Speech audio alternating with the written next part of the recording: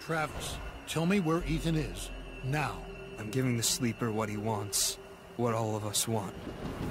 Look, old man, you need to get...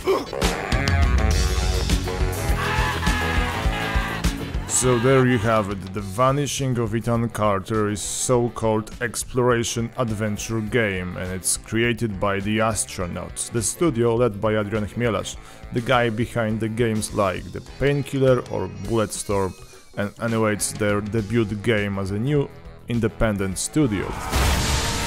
So you have probably already heard that in The Vanishing of Ethan Carter we play as Paul Prospero, private eye with paranormal abilities. We solve mysteries and, for most of the time, walk around the beautiful place called Red Creek Valley.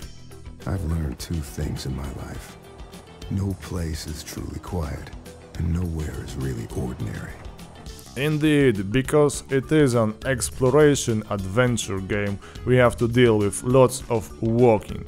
Even our protagonists will just walk in where the action takes place through the tunnel in the beginning, which might seem a little bit strange, but after you finish the game it will just fit. Yes, The Vanishing of Ethan Carter is a game that left me satisfied when I finished it, and I have to admit it was a short one. It took me about 4 hours to do so, and I am not the best adventure game player on the planet.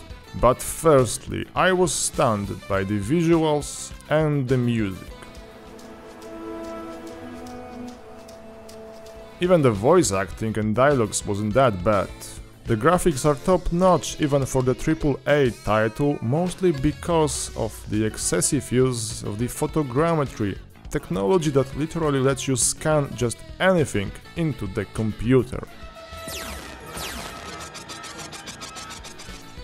Anyways, everything looks beautiful but static, you won't see or cause lots of movement. Because of this game ran pretty well even on my laptop. It's an Unreal Engine 3 after all, so I guess you should know what to expect. But then, after I got amazed by the graphics, I got focused on the puzzles.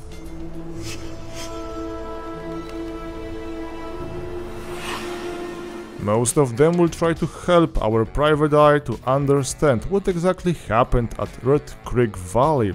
Solving this looks like this. First you have to find the clues and missing elements of the scenery. Then you got the vision of what happened. Remember, you're the psychic guy, but you have to set the timeline. Yeah, there is a lot of walking around searching for clues. Told you, this is almost a walking simulator, very similar to D-Rester, but here you can actually do something with something, for example your surroundings. Anyways, I don't want to spoil the fun, but despite literally a few other types of puzzles, walking around, reading, searching for some stuff and putting some events in the order is all that you do in The Vanishing of Ethan Carter. So the thing that kept my attention maintained was the atmosphere.